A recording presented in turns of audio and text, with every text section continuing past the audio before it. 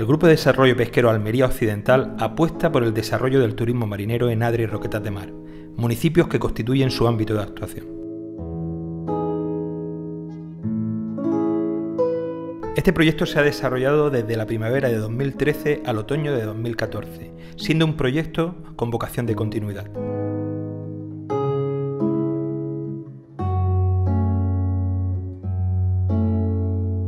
La fase de planificación ha resultado fundamental al permitir definir qué entendemos por turismo marinero. También en la fase de planificación se ha desarrollado el manual de identidad del proyecto. Nace de Poniente, turismo marinero ligado al origen.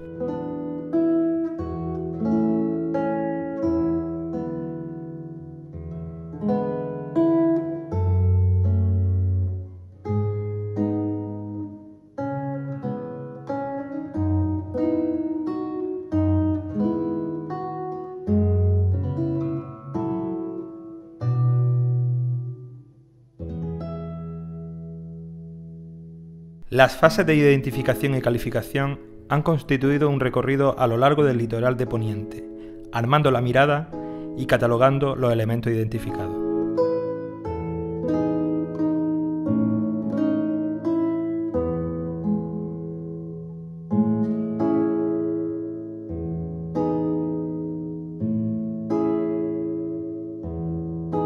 Los oficios del mar. El baluarte del castillo de Santa Ana en Roquetas de Mar o la placeta a los pies de la icónica Torre de los Perdigones en Adra se ofrecen como miradores para observar el trasiego o el atraque de traíñas, trasmayos, palangreros o vacas, entre otras. En los cuartos es difícil distinguir pies y manos de rederos. En la lonja el pescado luce en la piedra esperando el quite del mejor postor. Cautivadores lucen los faros como testigos.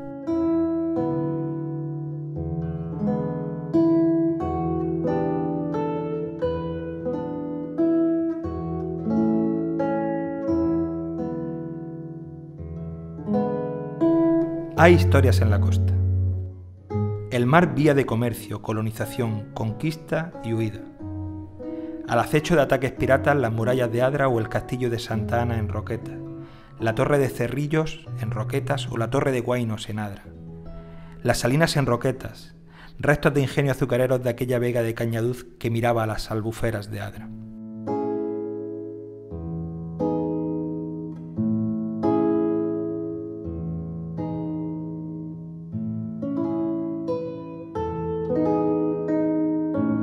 Mar activa. Disfrutar del deporte de vela en los clubes náuticos de Adra, Aguadulce o Roquetas de Mar. Conocer parajes, tomarle el pulso al puerto de Roquetas de Mar o conocer la reserva natural de las Salinas mientras paseamos en bicicleta. Sumergirnos para bucear entre bancos de peces observando la imponente Posidonia o las sorpresas que esconden las estribaciones de la Sierra de Gádor. Del mar a la mesa. Comidas de rancho marinero deleitando a propios y extraños. Langostas del mar de Alborán que ligan con papas de la Vega de Adra y hortalizas del otro mar, el de plástico. Muestras de cocina millacero, cocina que aprovecha los frutos de la mar y la proximidad de las lonjas de pescado. Cocina que mira al origen para renovarse, que no olvida la memoria de una comida que fue de avío para convertirse en lujo irreprochable. Como resultado, recursos documentales versátiles difundidos a lo largo del proyecto. Un continuado plan de social media, un espacio web que permite la promoción de los recursos identificados y principalmente el estímulo continuo de sinergia entre todos los agentes del territorio. En el desarrollo de este proyecto ha sido fundamental la labor de documentación y el contacto directo con las personas que de un modo u otro miran al mar de Poniente.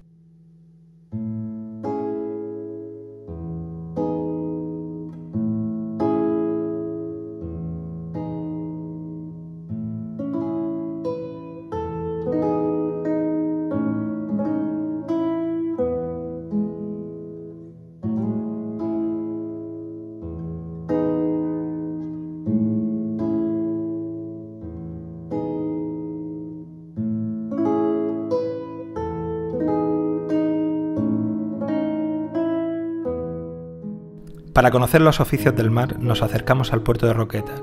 Allí hemos conocido a Pepe el Pescailla.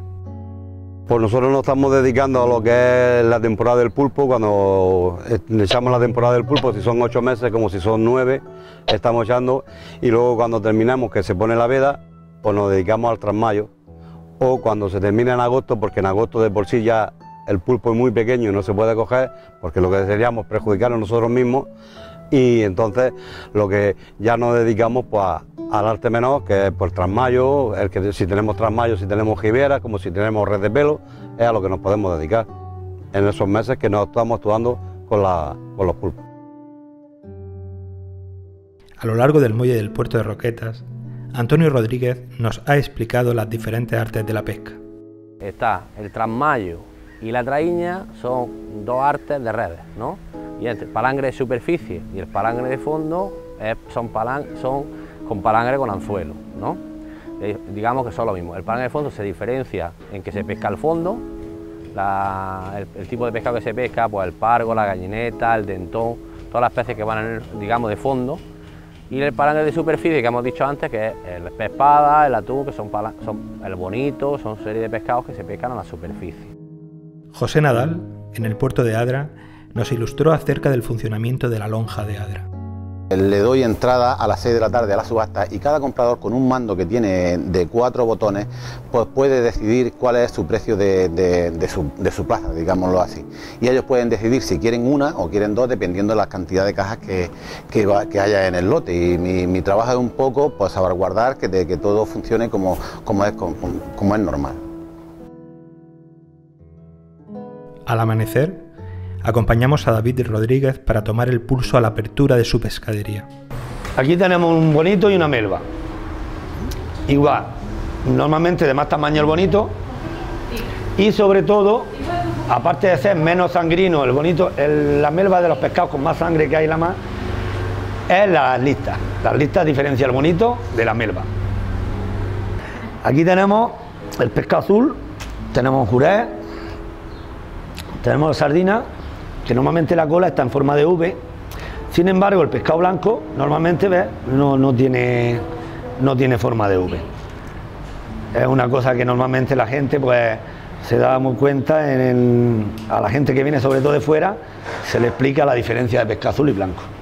Javier Cea Gandolfo nos abrió las puertas de su imaginario familiar para acercarnos al mundo de los faros. El hombre ya había llegado a la luna y en el faro todavía estábamos con lámparas de petróleo, o sea que todo se iba con lámparas de petróleo. Mi madre me comenta de ver a su madre, a mi abuela Mari, cosiendo por la noche con la lámpara con la lámpara Aladino, que se llamaba, por la noche. O sea, tenía esa escasez escasez de todo, pero bueno, es que había escasez en todos sitios, ¿no? Todo esto ya cuando pasamos a la electrificación de los faros no deja tampoco de tener problemas, porque los sistemas anteriores se siguen manteniendo o guardando como emergencia, pero claro, la corriente eléctrica constantemente se estaba yendo. Ya había unos grupos electrógenos que saltaban cuando había un corte de luz, y esos grupos electrógenos alimentaban la línea y con eso pues se daba la luz eléctrica.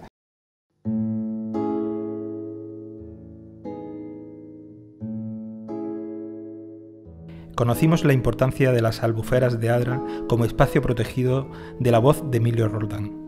La Reserva Natural de la Albufera de Adra es un espacio natural protegido de la provincia de Almería y uno de los que cuenta con mayor grado de protección. No solamente es reserva natural, por ley autonómica del año 89, sino que también es lugar de interés comunitario, es humedal Ramsar de importancia internacional y también es zona especial de protección de las aves. Por ser precisamente lugar de interés comunitario y ser zona de especial protección para las aves, forma parte de una red ecológica europea que se llama Red Natura 2000, cuyo objetivo fundamental es el de mantener o minimizar la pérdida de la diversidad biológica. Y eso lo hace manteniendo o tratando de mantener los hábitats, la flora y la fauna silvestres que están asociados a esos hábitats. Mariano Paracuellos nos habló de la formación de las albuferas. En la segunda mitad del siglo XVI se promulga la salida de los moriscos de la zona nuestra, de la zona de la Baja Alpujarra, de la Alpujarra en general, por parte de Felipe II, que es además ocupada por una nueva población que implanta un cultivo que ya no es regadío, sino es el de secano. Se requiere de mucha más tierra para ello, de modo que las cuencas del río Adra y sus afluentes ya sí son eminentemente deforestadas para la implantación de este nuevo cultivo. Al deforestar esas cuencas, la erosión, la lluvia, hace que se vayan los sedimentos al río, y de los ríos, como es el caso del río Adra, esos sedimentos van a la desembocadura del río, formando un delta que es la que hoy en día conocemos como Vega de Adra, de modo que la Vega de Adra a día de hoy tiene unos 500, 600 años, no más. También de sus posibilidades turísticas. Desde luego que en el contexto del poniente almeriense, donde se priman otras prioridades turísticas, el hecho de utilizar los recursos ecológicos de este privilegiado ambiente que tenemos nos da bastantes argumentos para poder aprovechar la Albufera de Adra como un verdadero potencial de cara al turismo, a la didáctica ambiental, ¿no? De hecho, llevan ya bastante tiempo haciéndose campañas de educación ambiental con escolares, con universitarios por parte de las distintas administraciones. A eso no le falta a la Albufera, pero sí es cierto que todavía podía aprovecharse este recurso de una forma mucho más manifiesta, porque tiene un potencial turístico bastante grande. Lógicamente, dentro de los cánones de conservación que el espacio requiere, siguiendo los protocolos de protección que las normas legislativas argumentan, pero haciendo un aprovechamiento racional del espacio podía convertirse en una zona verdaderamente turística para aprovechamiento de cualquier tipo de visitante. Paseamos por Adra milenaria con el mejor cicerone, Javier Sánchez Real. Entre otras cuestiones, conocimos su origen. Bueno, buena prueba de la importancia económica que tuvo la Adera romana es que tenía una ceca, es decir, que la ciudad podía emitir su propia moneda. Y entre las diferentes monedas de la antigua Adera encontramos en la más antigua algo bastante curioso. Aquí encontramos una ilustración de las monedas romanas más antiguas, reflejan en relieve peces, lo que está indicando la importancia de la pesca que tiene en aquella época, pero en medio encontramos una inscripción en alfabeto fenicio que dice Adera, y en cambio la moneda está emitida en época romana, lo que nos está hablando de que la población fundamentalmente es fenicia o ha sido asimilada, población indígena asimilada por los fenicios, pero en el primer momento de la ocupación romana. Cuando pase el tiempo, pues ya en las monedas aparecerá en latín la inscripción Adera. Concretamente en esta encontramos la representación de un templo y es un motivo que será utilizado para el escudo municipal de Adra. La necesidad de defensa ante ese mar de piratas. Con la incorporación en la época de los Reyes Católicos de nuestra comarca a la Corona de Castilla, la costa se convierte en la frontera marítima frente al Islán y el mar de Alborán pasará a ser el mar de los piratas. Por tanto, en aquella época el litoral estaba despoblado y las pocas poblaciones estaban fuertemente defendidas. Concretamente, en Adra, los Reyes Católicos mandan construir un castillo y establecen un presidio, es decir, una guarnición militar permanente cuya finalidad era evitar que las incursiones de los piratas se internaran en los pueblos del interior. Pero la corona también tenía un interés manifiesto en que Adra fuera una población importante y para animar a que fuera poblada por otros habitantes, otras profesiones de labradores, de pescadores, de comerciantes, pues se dan dos medidas: la concesión de la Carta de Privilegios por parte de Juana de Castilla, de Juana la Loca, es decir, que todo el que viniera a poblar Adra no tendría que pagar impuestos, y el inicio de la construcción de un recinto amurallado mediante una muralla con protección en los ángulos de torreones que tenía la finalidad de proteger a toda esa población civil. La historia de sus conservas de pescado. En la década de los 20 del pasado siglo, el empresario Fernando Espín instaló en los restos de una antigua fábrica de azúcar, instaló una fábrica de conservas. Originalmente era una fábrica de conservas vegetales. Aquí encontramos también de membrillo, pero también de tomate y de otros productos. y esta fábrica en plena guerra civil fue reconvertida como fábrica de conservas de pescado. Fue un gallego, José Pita, el que se instaló en Adra y en un tiempo récord reconvirtió esta fábrica de conservas vegetales en conservas de pescado porque necesitaba suministrar alimentos al ejército republicano. En las salinas de Cerrillos, enrutados, nos hablaron de flamencos y otras aves. Y como podemos ver, hay diferentes especies. Al fondo se ven los flamencos, que ya tienen una colonia nidificadora que está durante todo el año en la zona. También podemos ver algunos cormoranes, diferentes especies de gaviotas y algunos charranes que están en las zonas más costeras donde hay menor profundidad de agua. Con respecto a los flamencos, es interesante que se trata de aves que no nadan, sino que lo que van es andando por el agua. Por lo tanto, no puede haber una profundidad mayor de 50 centímetros. Y lo que van es filtrando todo el agua y alimentándose de unos pequeños camaroncitos, que es lo que además, curiosamente, le da su color rosa.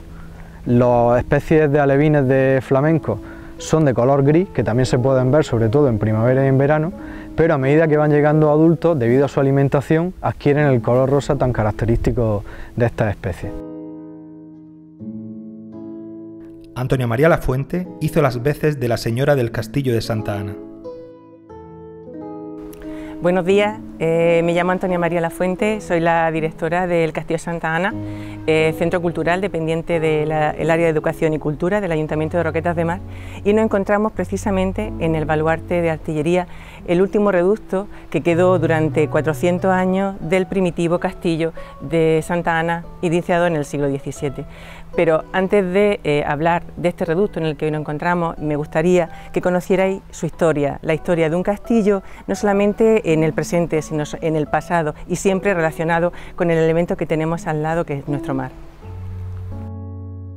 La memoria de la mar de Roquetas, o lo que es lo mismo, don Gabriel Cara, relató la historia del puerto de Roquetas, entre otras historias. Roquetas es como si estuviéramos en La Rábita o estuviéramos en Cabo de Gata, que no había muelle, entonces el solivianto era grande, había que ir a pescar y varar los barcos cada vez que venían, porque cualquier temporal pues lo hundía y lo deformaba. Entonces viene el primer muelle, que es el que se hace, se termina en el 36, y aquello iba bien, pero resulta que los vientos del norte nos paraban los del poniente, pero los del norte no nos paraban ni los levantes. Entonces, ¿qué pasa? Que ya en el 59 se hace otro nuevo espigón que sale de norte a suroeste, de piedra que le decimos nosotros. Entonces, aquello se mejora, pero esa bocana da lugar a que toda la arena de los remolinos que forman tanto los dos muelles vayan creciendo, que nosotros le decíamos una puntilla, que tengo fotografías donde la dársena del puerto se parte en dos.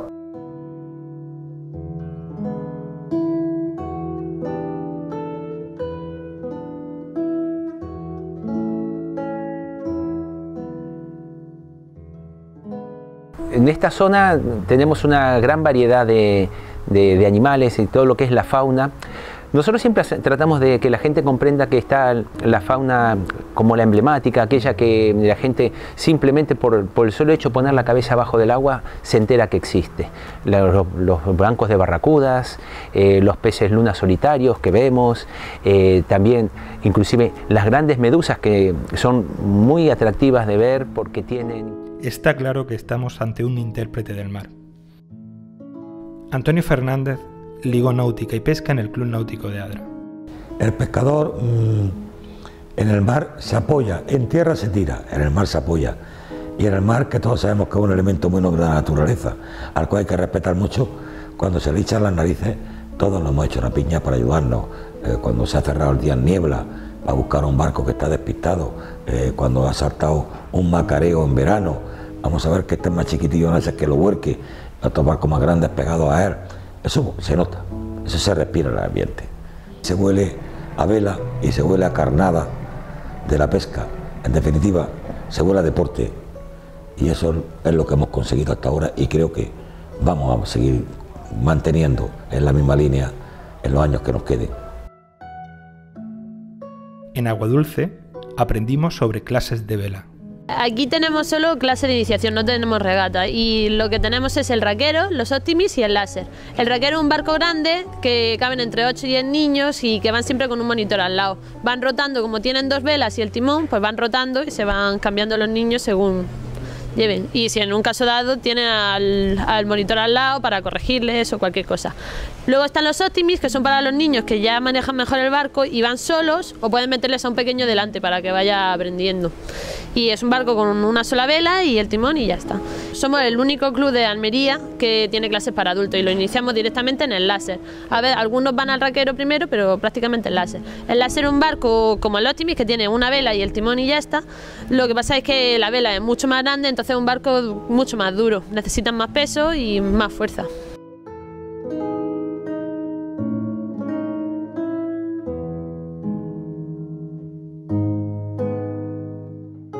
Creaciones de ida y vuelta de José Bonillo. Este plato se creó por primera vez en Barcelona. En Barcelona antiguamente se hacían muchas zarzuelas, pero hasta que se hizo este plato y se sustituyó por todas las zarzuelas. Las zarzuelas ya no pedían y solo pedían rape. Y se llama rape al pincho porque el restaurante que lo hice se llamaba El Pincho. Y desde entonces este rape se llamaba El Pincho. Al traérmelo yo aquí a mi tierra, pues le he puesto rape Mesón Bonillo. Comidas de rancho marinero explicadas por Carlos Rivera de Los Finos de Adra. Bueno, en el barco siempre nos comíamos, cuando hacíamos los fideos aparte, primero nos comíamos un caldero de pescado con patatas y su caldo. De ahí sacábamos el caldo y luego hacíamos los fideos aparte. Por eso se llama fideos aparte. Esto ya está listo.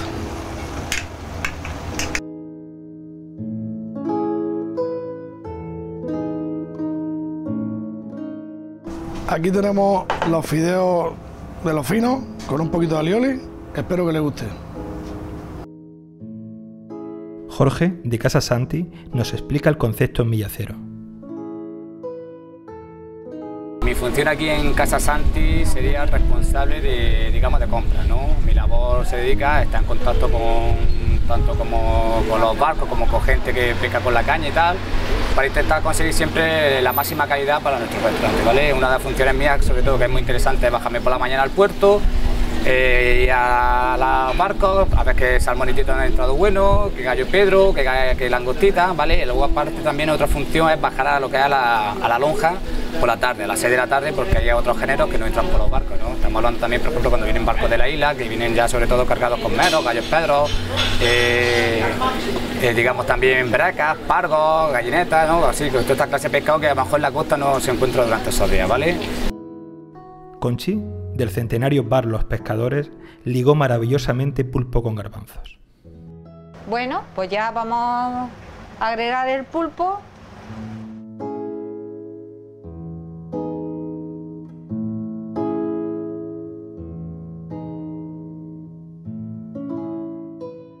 Y vamos a agregar un poquitín de caldo.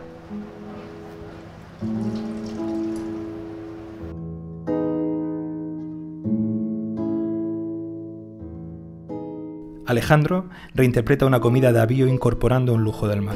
Pues este plato es un plato de lo que toda la vida se ha hecho por la abuela. Alejandro lo que ha hecho pues incorporar es la gamba de la isla de Alborán, que es un producto pues de primera calidad.